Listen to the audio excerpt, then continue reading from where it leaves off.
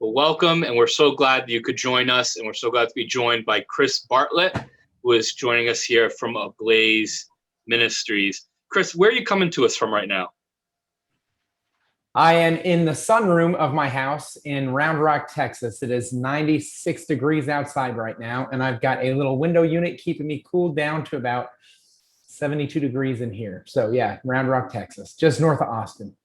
Awesome. Well, thanks for joining the East Coast from the Southwest. So I'm just going to introduce Chris, and then Chris is going to lead us today over the next 3 Tuesdays, June 8th, 15th, and 22nd, I believe. Yes. Here we go, over this next series, focusing particularly on adolescent ministry and adult and young ministry with young people. So if you haven't been able to see his bio yet, Chris is the Director of Leadership Formation for Ablaze Ministries, which specializes in rethinking youth ministry and working with parents of adolescents.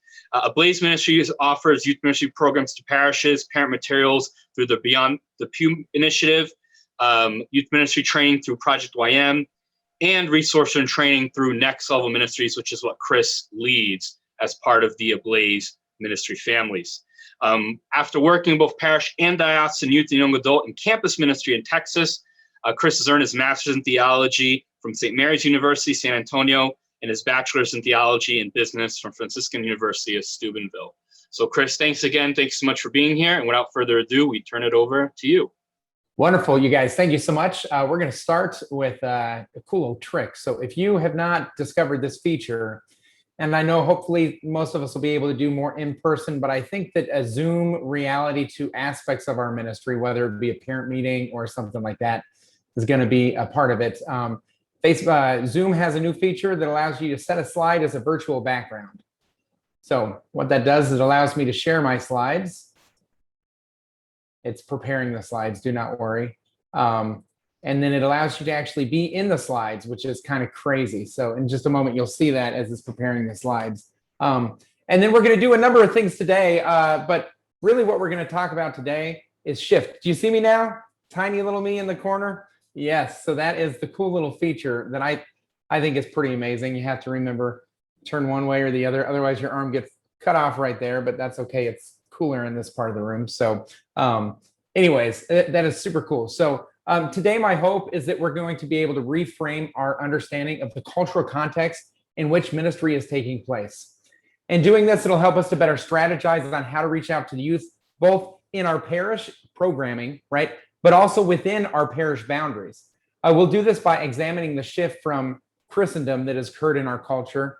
And we'll discuss this season of change or this season of disruption that has occurred in about the last 18 months and really continues in our ministry and culture and the opportunities and challenges that this presents. Finally, we'll examine approaches that will lead to success during these challenging time. So we got 3 workshops together. This first one is really focused on you as a minister. Next week, our focus will be on strategy and approaches. And then finally, the next week, we'll talk about how this all connects to parents who are the largest influence in the life of the teens. And so as we get started, we've got a handful of people on, and that is just enough to be able to do our hot takes introduction. So this is a fun little activity, especially over digital, but you can also do it in person. But what I want you to do, you have 20 seconds or less to share the following: your name, your parish and role, and then finally a hot take. So the greatest blank of all time is blank. And then that's it. You can't defend it. We just move to the next person. So you could drop a bomb, right? So you could say the greatest diocesan director of all time is Susan. And then David just has to sit there with like, what is going on? But then we move on, hot take. So I'll show you. My name is Chris. I am from St. William Catholic Church, where I'm the director of youth ministry. The greatest book of all time is How to Win Friends and Influence People. Or another one that I love is the greatest ravioli of all time is the Pop-Tart, or the greatest taco of all time, think about it, is a hot dog. So those are hot takes. So take a minute and think of your hot take, serious or silly, but no explanation. You're going to share your name, your parish, your role, and the greatest blank of all time is blank. So let's start. I'm just going to call people out, so you be ready. Kathy, why don't you start us out?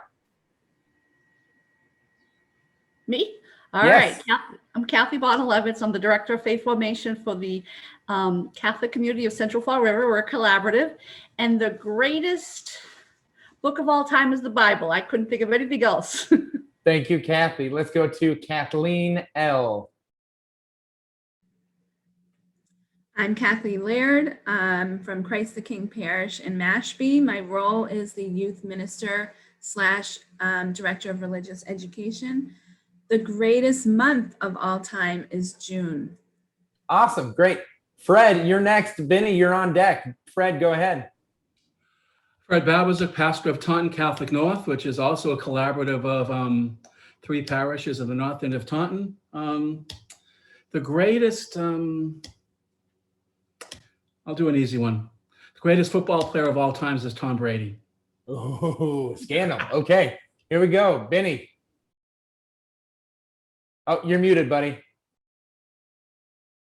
So there you go. There Hi, you go. I'm Benny Costariti. I'm the director of Faith Life at St. Mary's Parish in Dartmouth, Mass. The greatest place of all time is Disney World. Oh, I love it. All right, let's see. We've got Shannon D next. Hi, I'm Shannon Dole. I'm with Holy Family Parish in East Taunton. I'm the co-director of Faith Formation for our parish. And the greatest food of all time is pizza. Nice. Jonathan, why don't you share with us?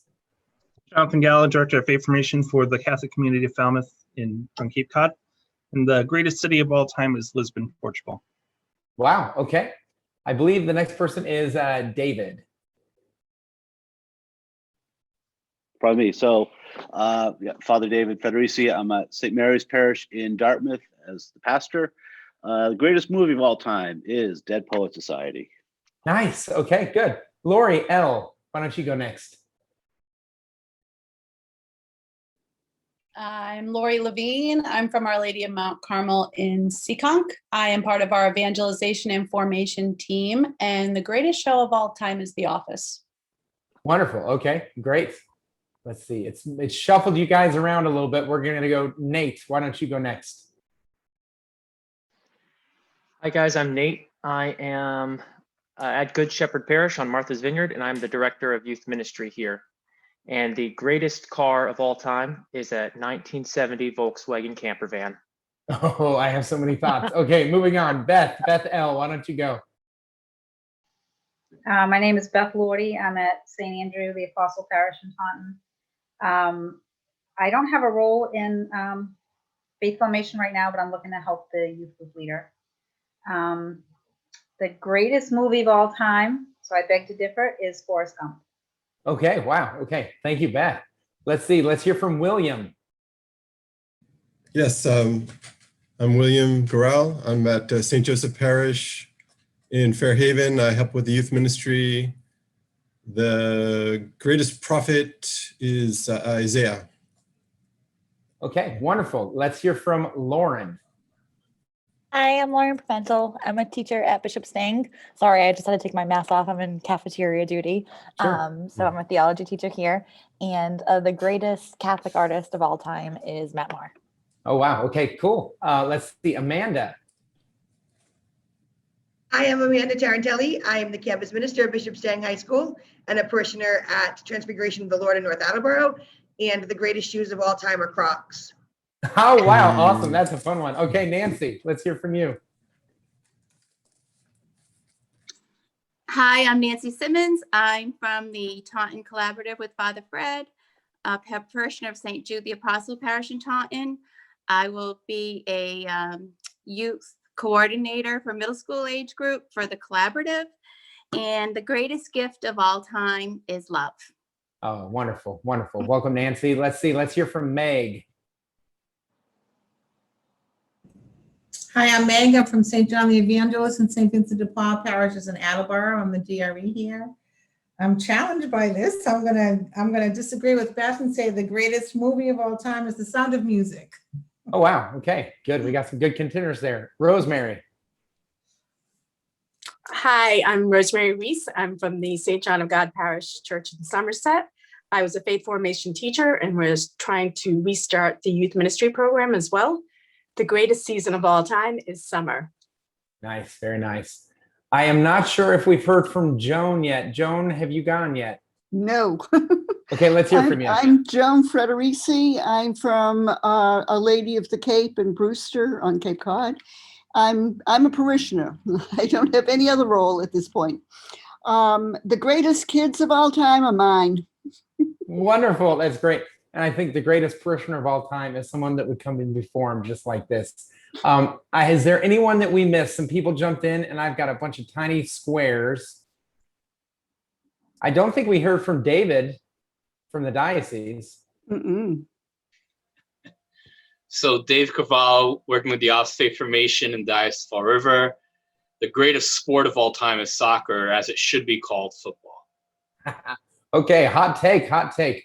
Excellent, you guys, welcome. We are so glad that you're here. Just a couple of pieces of clarity. Just in case someone got triggered, I did not know that certain people were clergymen. So I just have little tiny squares on my screen and I can't see who is who. So I know there was a pastor or two. Sorry, I did not call you father before I mentioned your name, but welcome one and all. We've got a great workshop for you today. And we're gonna start with a trip using our imagination. So I want you to imagine, if you will, a man who falls in love with a woman. And this woman is familiar to him. They grew up in the same town. Their families were friends. His parents even talked about him marrying this woman as he grew up. Continuing with this exercise, the man is encouraged by his family, his friends, the university he goes to, and even his neighbors after he graduates. They all encourage him to marry this woman. So the man asks the woman to marry him, and the woman says yes. Life for this married couple continues. They have a number of years of happy marriage. It's not perfect, but it's happy. They have a few children together, and their lives are intertwined. You cannot imagine the man without the woman, nor the woman without the man. Now, what happens next happens slowly. A friend or two make a comment like, "Your wife is great, but are you really satisfied? Couldn't you be more satisfied with someone else?" For the man, these comments are easy to ignore. After all, he truly loves this woman. But then more and more comments like this come up. It's no longer just his work friends or his neighbors, but his family too. Something has changed, and now even some of his family members, the very ones who encouraged him to marry this woman, refuse to have his family over if the woman comes along. That's when the man begins to notice the little things. Sometimes the woman is demanding. Does she have to be so demanding? Sometimes she seems inconsistent in how she views certain things, and this bothers the man. He also notices that she is a bit of a nag and asks him to do things that seem too old-fashioned for him. By this time, his neighbors and friends are all living lives that seem to have more freedom than his. And one day, the man just starts ignoring the woman and lives how he desires. This action is welcomed and even celebrated by his friends and his neighbors. Then one day, the man decides to leave the woman altogether. He divorces the woman. His children, recognizing the perceived freedoms beyond the reach of this woman, they leave as well. Now, after a few weeks, the man begins to learn things about the woman. He learns that she has been keeping secrets. The very things she nagged him to do, she herself did not do well. Some of these things he learns are a bit frustrating. After all, they shared a life together. But some of these things he hears about the woman from his friends and neighbors are devastating. He could never imagine that the woman was capable of some of these things. Now, time goes by and the man feels further justified in leaving the woman. He continues to live his life the way he desires with the support system of his neighbors and his friends until one day he meets a man named Dave. And Dave suggests to him that he should marry the woman, the very woman he divorced. The man explains that he's already married the woman and it didn't work out. It will never work out. Dave continues to employ all sorts of tactics, from guilt and fear, and even forgiveness and mercy. Dave shares things that are very black and white. The man says he no longer believes that marriage is a good, and he certainly could never consider marrying that woman again. But Dave confidently assures the man that he is wrong, and that marriage is good, and that marriage to this woman would be good. Dave invites the man to a study that shares these things as well. And Dave is baffled when the man shows up just a few times, but never really engages and then stops coming altogether. Dave feels like a failure because all these things Dave did worked just a few years ago when Dave was helping other people strengthen their marriages. Now, let's take a deep breath. There's good news and bad news. The good news is that the Dave in this story is not the Dave who supports you from the diocese in your ministry. The bad news is that we are all Dave in this story. You see, we're not ministering just in an age of change. We're also ministering in a change of the ages. We are moving from an age of Christendom into an apostolic age. Now, those terms can be a little bit confusing, so let's break them down. Christendom is a time in society that's marked by the prevailing culture fostering a Christian worldview. They talk about how it takes a village to raise a child. Well, this village is raising a Christian child. There's societal structure that helps drive people towards the Christian faith. In Christendom, the majority of people know who Jesus is and have a positive association with Jesus and his followers. In Christendom, parents could raise their children with largely similar tactics and formation as their parents did to them, and they'd be able to have the same results of successfully rearing their children in the faith. Now, examples of Christendom occurred in European towns where, like, the church in its square were the center of the village and everything else was built around it, right? Another example is in school athletics where Sundays and Wednesday evenings had no scheduled events so that religious practice and formation could take place. An example of Christendom would be a missionary would actually be someone who would go out of the current culture, usually to a foreign country, to share the gospel in an area that has not already embraced it.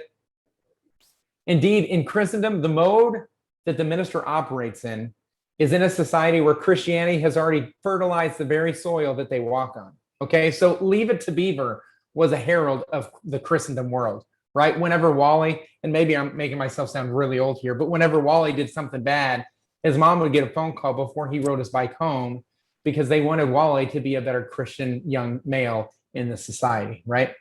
So that is where we have left behind, and that process has taken place or eroded really since Vatican II, not because of Vatican II. I believe that Vatican II actually saw some of these things and was trying to hold on to Christendom. And so now we're in what I would call a new apostolic age. Now, the first apostolic age was documented in the Acts of the Apostles.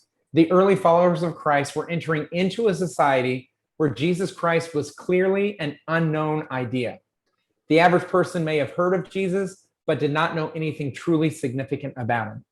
This is now true today as well. The apostolic age is marked by Christianity being one idea among many.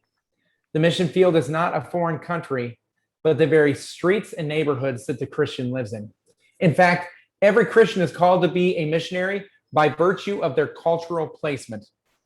So Gallup released a poll about a month ago that talked about how in the United States, for the first time since they have done this poll in 80 years, right, of them kind of tracking this, less than 50% of Americans identify themselves as attached to a religion or have a religious practice. So it's something like 47% of Americans identified as belonging to a religious community or something along those lines. Now, it's crazy that it's less than 50%, but that means that when we go out into the world, the average person we encounter is not someone who knows Christ or knows or participates in the faith in that way, which puts us in an apostolic time, but also makes us a missionary by our cultural placement in that reality.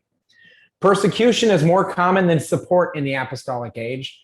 And I think it's important to note that our young people who are participating already knows what it's like to be marginalized by that participation, because for every teenager that's participating in their faith, and I mean like is all in, they're not just there because mom's threatening to take away their cell phone if they don't attend, but they have at least 2 others in their class that are against the faith or that are not participating in the faith. In apostolic times, missionary territory is not an exotic travel destination, it's everywhere. Missionary territory is the kitchen table, the neighborhood, the workplace. It extends into our lives as consumers and citizens. It's that Thanksgiving dinner where we do that weird, everyone holds hands and says one thing they're thankful for prayer. Because some people that come from our extended family, that might be the only time that year that they pray, right? St. John Paul II said, lay Catholics have a particular obligation to be missionaries to culture, business, and politics, for lay witness in those venues carries special credibility. He recognized that the role of the clergy was important and vital, but that the apostolic reality or the role of evangelization was not reserved only for those who were ordained or had holy hands. Now, the challenge we find ourselves in is that during this apostolic age, our society has tried Christianity. Indeed, the cultural target for our mission has many people like the man described in our opening story. These people have married Christianity and divorced her. Sharing the gospel is received by many as a request to reunite with an ex-wife that has kept secrets from you and didn't truly bring you happiness. So that's where we're at right now. And in the apostolic age, in this apostolic age, it's filled with many challenges. And that got compounded by the age of change that the pandemic brought and things like that. But the biggest mistake that can be made during this season is to operate like it's still Christendom. The remnants of Christendom remain, and many of those who frequent our parishes want to still live like it's still Christendom. The nostalgia of Christendom is powerful, but we must shift to an apostolic focus. Now, here's the good news. The good news is that youth ministry to young people, has always been adapting to the ever-changing youth culture. And I believe that many youth ministry leaders understand this change and have already been operating in apostolic modes. So let's unpack what we just shared, okay? We're going to talk about a couple of questions. And what I'm going to do is we're going to break out into discussion groups in just a moment. And so if you could, I'm not sure if the chat will follow, which means I'm not sure if the discussion questions will follow. So if you could just copy and paste the discussion questions that I have just put in the chat, that way they follow you to the breakout room. But we're going to talk about three things. One, in what way have you seen society's relationship with the church change in your lifetime? Share an example of how something is different between the way society interacts with the church now as opposed to when you were younger. In what way have you seen ministry change during your lifetime as a ministry leader? And the pandemic is certainly a piece of this reality. And then finally, what's one thing you find successful in ministry that was not a part of your ministry 2 years ago? In other words, what's an action that's better received now, or that is new, that has changed for you, that is now being well received, that you never tried before or didn't think to try before, as things have continued to change? So I'm going to ask Dave if you could shift us into breakout rooms, and we'll have, let's do 10 minutes to discuss those items. Thank you so much. Awesome. You guys, welcome back. We had some great discussion in ours. I hope you guys had some great discussion in yours. We've got about 26 minutes left, so I'm going to keep moving forward, but I want to encourage you guys to continue the conversation about these different pieces. So we're going to dive into a little bit about talking what it means to be in this age of change, in the midst of a change of the ages from Christendom to the apostolic age. And so as a church, we find ourselves in crisis. The pandemic has revealed that in many ways, we do not know how to love young people. That's a harsh reality as a church as a whole. Furthermore, it revealed that we do not know how to reach the majority of young people. And lastly, I believe that it revealed that as a church, we're not willing to make the heroic effort necessary to reach young people. This says to me that the church's relationship with young people has largely lost her sense of mission. And I believe that you guys are present here today to help change that. During this age of change, many things have been restricted or limited, masked or distanced. And the fruit of this age of change is that it has forced us to look at a few things. The first is, what does success look like? Now, I think about it. In my diocese, typically after a teen is confirmed, usually about 1 in 5, 20%, 20 to 30% will stick around and continue participating in youth ministry programming or whatever. And I was at a parish that was retaining 50 to 60%, and people were celebrating it. They're like, this is amazing. This is like the best retention we have in our diocese. But I would challenge them. I would say, imagine if I was an executive at Coca-Cola and I went to them and I said, hey guys, I've got some great news.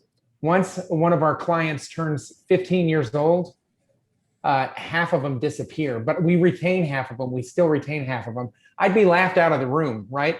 But we're celebrating 50% retention. It's crazy, right? And so they say the definition of crazy would be to do the same thing and to expect different results. Or someone said, if you keep doing what you're doing, you'll keep getting what you're getting. And I challenge us to look at the fruits at our parish, to look at the fruits in our church as a whole, and to kind of look at that and say, is this the type of fruits that we want to continue on? Or do we have to kind of change what we're doing a little bit in order to get a different result? So unfortunately, during the pandemic, neither of those statements are true. If you keep doing what you're doing, you'll keep getting what you're getting, right? We have to work twice as hard to get half the results. So what does success look like during this time? We have to redefine the goal, and maybe this should have been done years ago. Successful youth ministry isn't about having the program with the biggest numbers. The pandemic made it so it couldn't be. But I think that maybe our numbers were not the best measure to begin with, right? Especially once they go off to college, sometimes those bigger number programs have a very tiny retention rate, as most people drop out of faith participation by age 23. Successful youth ministry is not about a space for the youth to gather. Again, COVID disrupted that. If you have a teen that is immune compromised, or maybe you've always had a teen that has mobility issues or something like that, how can you reach out to him or her if the only place ministry occurs is at the parish? And so we broke the mold, we broke the seal, we can now do digital ministry. Maybe there's something about that that needs to continue for those families that have situations that require their youth not to be able to come up to the church. So I want us to go ahead and use the chat. You can see that little bubble there. And so pull open your chat. And in the chat, I want you to complete this phrase. Successful youth ministry is not about blank. So let's just take a few moments and think about that. Successful youth ministry is not about blank. What would you say? Or successful ministry to young people is not about blank.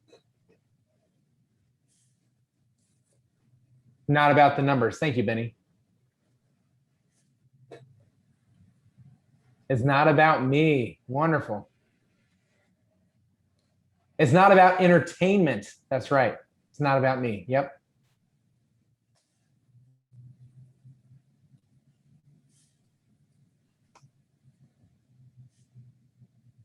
It's not about recreational activities. It's not about just kids under 18. It's not about the bells and the whistles. Yeah. It's not about the kids. It's also about the entire families. It's not about a youth group. Yes, it's not about glorified babysitting, or as Jonathan put it, providing daycare for the youth. Yeah, I had a parent get frustrated. Where am I going to put my teen when I go grocery shopping? Like, what do you mean? Well, normally I just drop them off at the church for youth group, and now you guys canceled youth group this Sunday because of the retreat.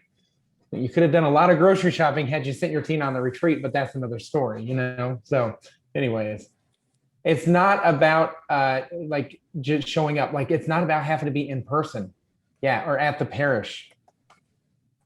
Yeah, good, good. Okay, so feel free to keep typing those in, but I would also challenge you to look at kind of the different pieces that this season of change brings, right?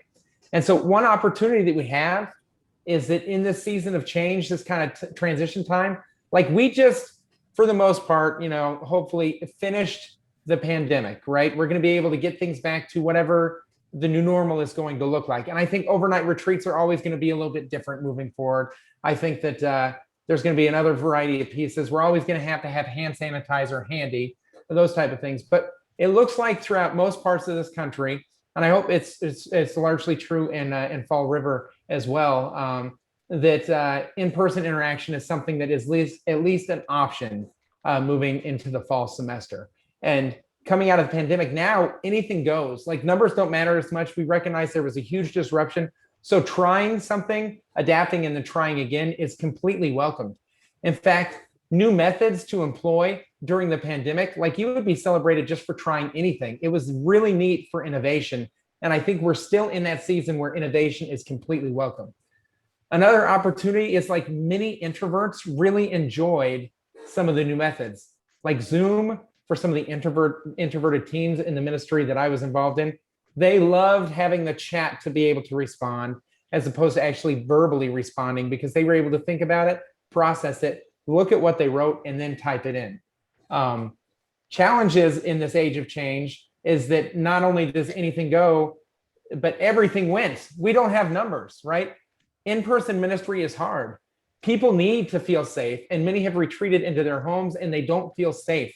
In fact, there's a breaking in trust with any organization that does large group gatherings for some family members or some members of our society.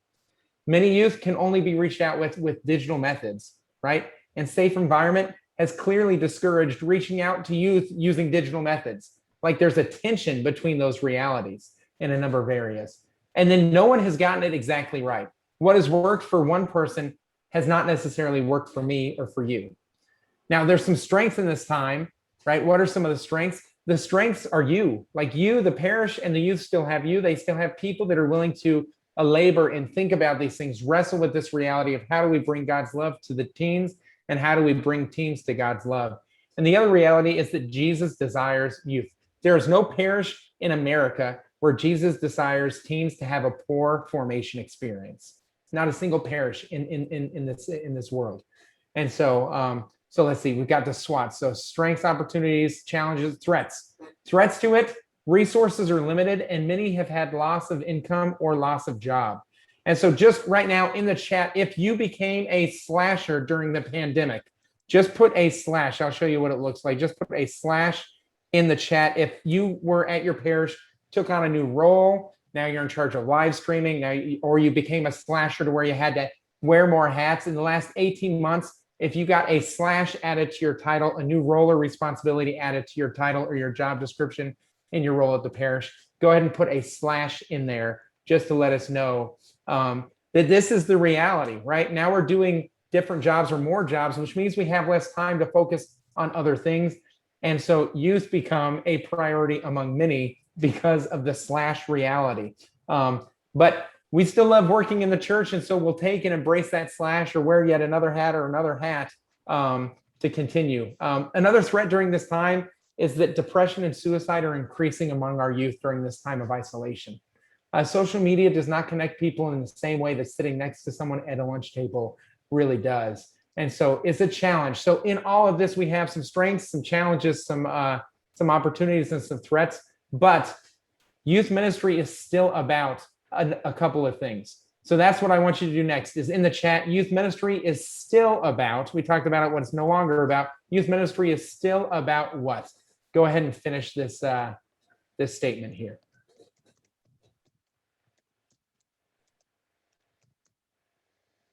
Thank you, Jim. Relationships, relational ministry. It's still about Jesus. Still about helping youth fall in love with Jesus. It's still a love story. I love that. It's still about sharing the gospel, right? And not just Matthew, Mark, Luke, and John, but the charisma, the gospel message, and how they fit into that story. Discipleship, connecting youth to Jesus, strengthening relationships with Jesus. Oh, this is getting me excited. Helping youth know that they are loved by God, by Jesus, that they matter, right? And sharing your love of God. Connecting with youth and families. Yes, youth ministry is still very much about those things, and it's so, so vital. Excellent, you guys. So we're gonna, just for the sake of time, we're gonna skip this slide and move on to practical application.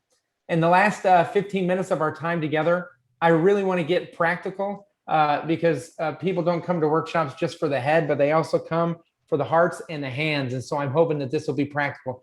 Next week, we're going to unpack some of this a bit more, but I want us to move into this practical application, thinking about some of the things that you guys just wrote in regards to relationship or relational ministry, right? And that's ministry in this age, this quote, ministry in this age is more about the road to Emmaus than it is about the Sermon on the Mount. That's not to say that the Sermon on the Mount is not important, right? Where Jesus gathered multitudes of people. But the road to Emmaus was just Jesus, Cleopas, and his companion, and he journeyed with them instead of taught before them. And so outside of the work that I do for this, a lot of these ideas and things like that came from this book here called Youth Ministry in a Season of Disruption. And what this book is it's essentially a collection of essays that talk about different successes that people have found in the midst of the pandemic or in the midst of this season of disruption. So I want to dive into 10 highlights of that because that way you don't have to read the whole book. You can just get some of the highlights here. Sound like a plan? Excellent. Okay, great. So the first one is to pray. Blah, so obvious and cliche, but seriously, I want you to pray differently though. I want you to pray extremely specifically. Don't pray for your teens, but pray for a specific teen by name. Don't pray for your ministry, but make a specific ask of God and invite others to do the same. Ask ask it well, and be persistent. And then the next practical piece I want you to do is to celebrate the wins. When a prayer gets answered or when someone comes to know Christ, share the good news with every single person you ask to pray for it. Get people caught up in your dependence on God and how he is still with his people and deeply in love with the youth. You see, during this season of change, during the pandemic and things like that, I think a lot of people kind of took their foot off the gas pedal. And we need to show people like we still want to step down hard on that gas pedal and keep moving things forward for our youth. And God is still working with us. And we couldn't do this. We could not have survived the pandemic without God, and to celebrate that reality as well. Change some of the way you ask questions. Ask how, not if. Whether it's at your parish or to the Safe Environment Office of the Diocese, don't ask if you can minister to the youth, ask how. Now, this changes the mentality of the person being asked to help you find a solution. So how can I reach youth digitally? Safe Environment Policy has some things on what I can't do, but I'm asking what can I do digitally to reach out to the youth? How can I meet with the youth face-to-face might be a question we asked ourselves in the spring. I'm not asking if I can, I'm asking how. And maybe it means you're using the biggest room in your church and everyone's sitting 10 feet away from each other, but we're still meeting in person, you know? So we start changing the conversation from if I can do something to how I can do something. Next is to move on, but don't forget. So our methods have had to change and adapt. And as we move into this new normal, let's not forget the old normal. There were a number of youth that are going to be coming back, and very excited youth group is starting up again, that encountered Christ in the old normal. And so dismissing the old normal entirely could be jarring, right? So if you still have Zoom meetings and things like that, set the background of your Zoom meeting to look like something familiar, whether it's a picture or poster in your youth room or something like that. Keep structure largely similar as you go through things so there's a pattern, and then show up in person in the ways that you still can. And that leads us to our next one, showing up. So enter their territory, right? As we move into the fall, we're going to have some youth that aren't going to be able to gather in person for a variety of reasons. What does that mean for us? Maybe that means we put a sign in their yard. St. Tim's Youth Ministry celebrates, Jessica. And we just put in their yard. She's not able to come because of some immune compromised thing or some other reason. You could also, if they're not able to join the retreat, we could do a retreat in a box where we give parents some information, just kind of a box full of supplies for them to do it.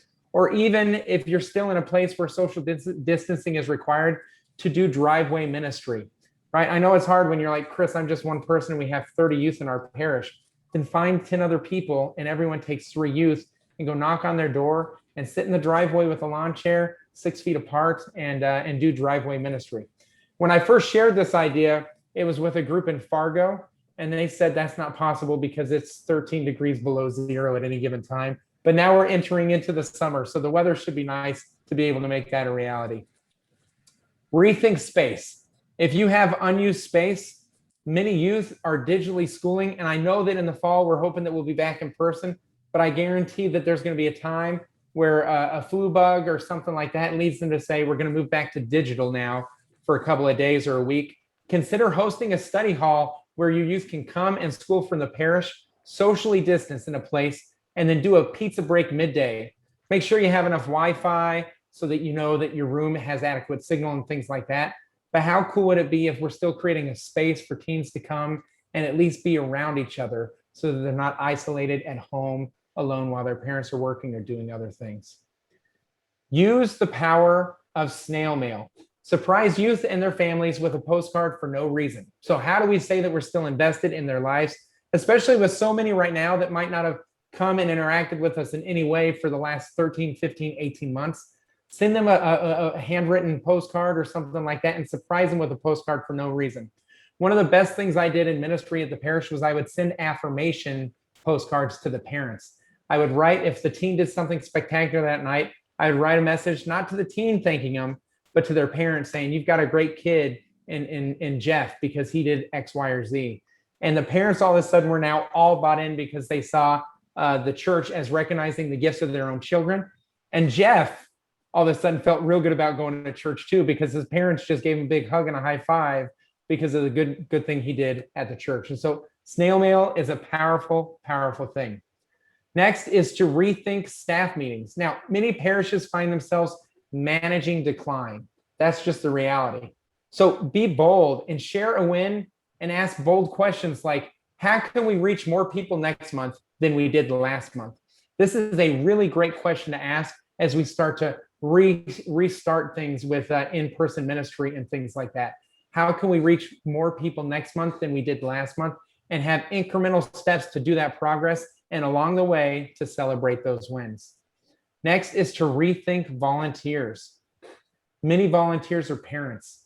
And for digital sessions and things like that, engaging the parents to be the core team members of their own teens in their own homes for those sessions was one of the best things that we did. We also had a couple of families that would test out the session a few weeks ahead of time and kind of work out the kinks. We were able to figure out that when we did a certain activity, that it didn't work when we had a 7th grader present and an 11th grader present. And so we had to change the activity to be more versatile, because we were doing all adolescent ministry together for this season of disruption that we just came out of. And then finally, rethink platform. When it comes to digital gatherings or even in-person gatherings, consider having Instagram Live or some sort of a digital aspect available for the icebreaker. And that way people can follow along who might not be up there in person. It gets a social media presence for us in a way that says, look at this room. There's space for you here. You are still welcome, but we're coming to you wherever you're at on your phone, so that you know that that we still care about you. So so I hope that all makes sense. I want to pause just for a moment and allow you guys, if you have questions, to either unmute and ask the question or to post a question in the chat. So if you have questions right now on any of those tips, tricks, or anything like that, or you have one that you think is real important to share at this time, I would ask that you put it in the chat or unmute and share it. I was wondering if you could elaborate a little bit about your driveway ministry approach. Excellent. Yeah, so driveway ministry. So this idea came out of when we were in a place where it was like everyone has to be like 6 feet away from each other. And we had at-home ministry taking place. What we did is we empowered our core team members, our volunteers, that largely felt underutilized during that season. And we asked them to take their small group of 5 and once a month pop in to each of the family and lead the session instead of the parents having to lead the session. So they would get a lawn chair and they would sit in the driveway for families that weren't comfortable inviting someone into their home, or they would go into the home and sit social distance inside the home. And they would essentially lead the session that was the family session that we had for that week there, but they would lead it just so that they could still connect with their teens that they had journeyed with in small group from the year prior. So when the pandemic hit, we really tried to retain as many of our volunteers who had their small group from last year and to follow one grade up so that they could still have a familiar face journeying with them. Does that make sense? Yeah, cool. Great question. Yes, thank you. Other questions, comments, or concerns?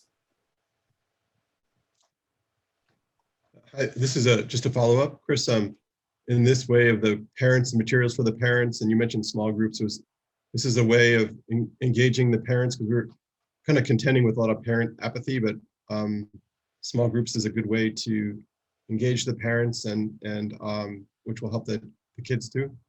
You're finding that to be the case when you're giving parents the materials. And yes, in fact, just because a lot of people, I was at a program that had 300 youth as a part of it, which is just, it's the biggest parish in our diocese. But even if you're at a parish that just has 10 youth, it's not possible for one person to be all things to those 10 people.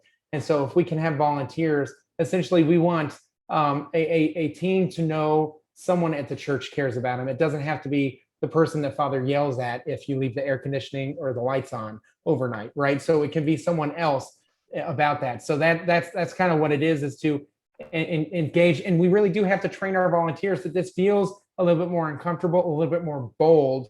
But thinking small is how we're going to get a bigger win. And that's our whole conversation next week when we meet, is about why we need to think small when we're talking about youth ministry. And we saw that in regards to some of the youth ministry is still about relationships. It's still about relational ministry and things of that nature. So, yeah.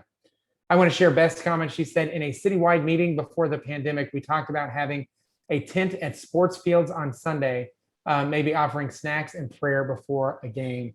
And that is an excellent point. And so where people are already comfortable gathering, to meet them there and to reach out, because I think that programming is not the answer to all the youth ministry that we need to do.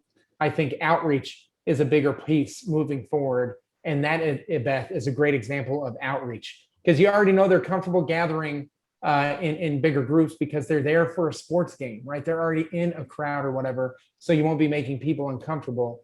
And then to bring Christ to where they're at is similar to the driveway thing, but a football stadium and a driveway is just a different approach of the same ideas to meet them on their territory. Yeah, great. Yeah, and a lot of these kids have probably not gone to church that Sunday morning because of where they are. And maybe just be like, we're still here, you know?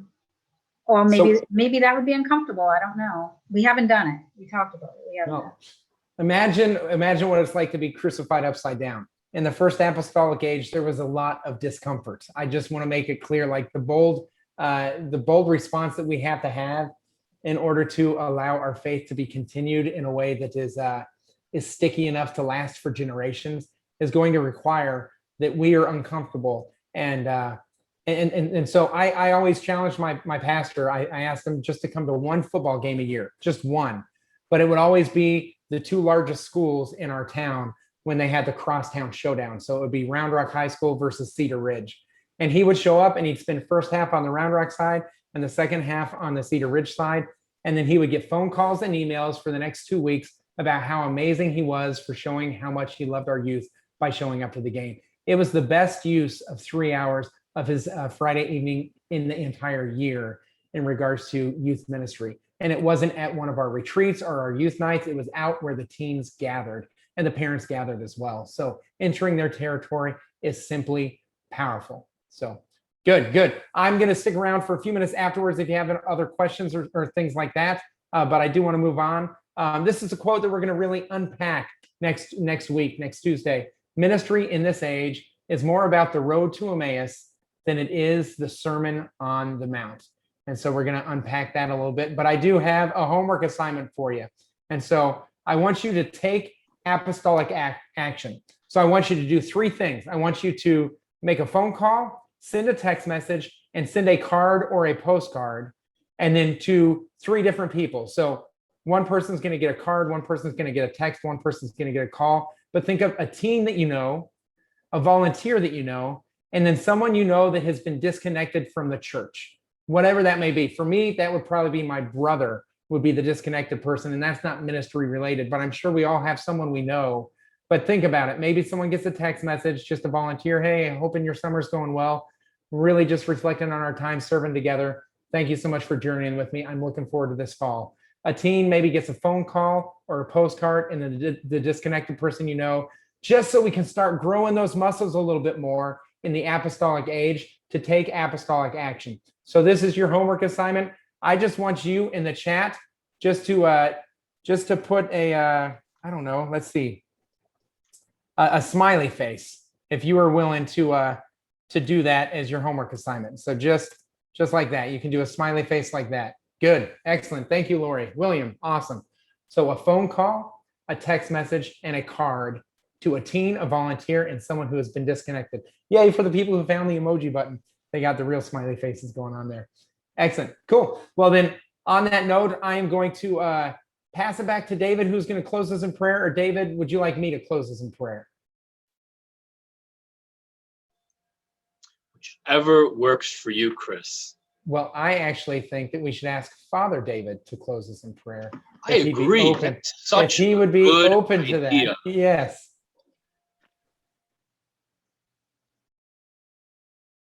Is he still on the call? I feel like okay. Father David, would you honor us with closing us with prayer?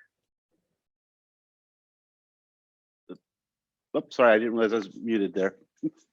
Sure. So, in the name of the Father, Son, and Holy Spirit, good and gracious God, we thank you for this opportunity to gather together as members of your church, as ministers in your church.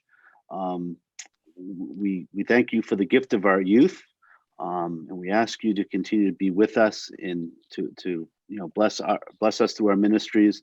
May we always be mindful and see your presence in those youth that we are called to serve, those that we see all the time and those that struggle with faith. We ask you to be with the youth of our parishes, Lord, in this time of uncertainty and anxiety, to let them know of the love of not only their families, but of their parish families as well. We ask all of this through Christ our Lord. Amen. Amen. Excellent. I will put my email in the chat. That way, if you have to run, you can still send me a message if you have any questions. Dave, are there any announcements or anything as we close? Yeah, so first of all, just thank you, Chris, for leading us in this first session. Thank you, everyone, for being here. So we'll meet again next week, same time, same place, June 15th at 3:30 p.m. We'll send the recording of this session out to the group who's been registered over the next few days, as well as a reminder of your apostolic homework assignment. And if you have any questions between that week, bring them to the next session for Chris. So I will hang back as well as if anyone has any particular questions, but thank you again for joining us.